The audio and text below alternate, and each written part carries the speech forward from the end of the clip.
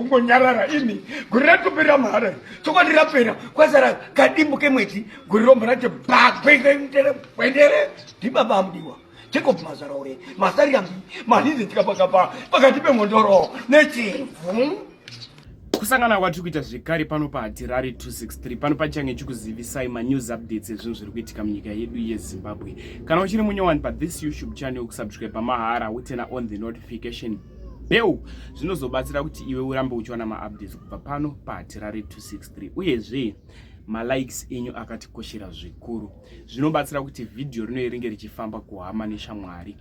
Video rando nezvaro muzuva ranhasi ivideo riri kutenderera mumastreets esocial media. Ndakati sezvo chinhu chiri kutenderera mumastreets esocial media regai ndichisvitse kune vamwe kuYouTube vakwanise kuzvionera vega. Sekuru ava vanga vachitaura mashoko ekuti kubva gore ra2024 richitanga izvi zvira kunopera waiteiwo semwana weZimbabwe, semwana wevhu, chii chawaita chinobatika chinooneka, chii chawaita.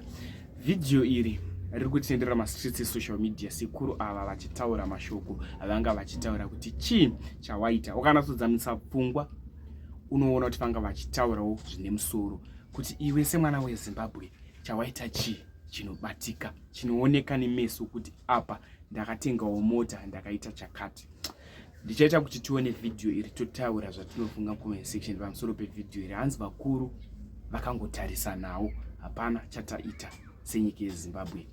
Ndatinzwei video iri tapedza toshare kuhama neshamwari kuti waiteiwo semwana weZimbabwe. Ndatinzwei video perera bahara chokwadi gore riya raperera pasina hapana chatakamboita chokwadi hapana gore riya raperera mahara tichaitei zvakungodai nokuti ratopera hapana chatamboita hapana.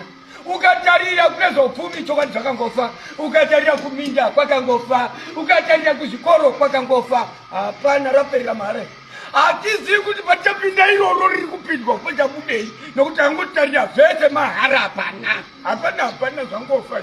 Ende tiri kutarira kuti tichadiiko naye vedu vevana vehama zvaoma chokwadi takangotarirana ioko kumusoro ikokoko vangotarirana hapana ari kumbotaura inokuvazivi tichaende pakomana pakati atungamiri chokwadi tinofa titungamirei zvakanaka varume gore raperera mahara hapana chiri kumbotaurwa chokwadi takangonyerera zii imi hatidi vanhu vanongonyarara naye vedu we kungonyarara nyangu murumba mako ungonyarara naye vedu we mukadzi akuti zvakanaka izvo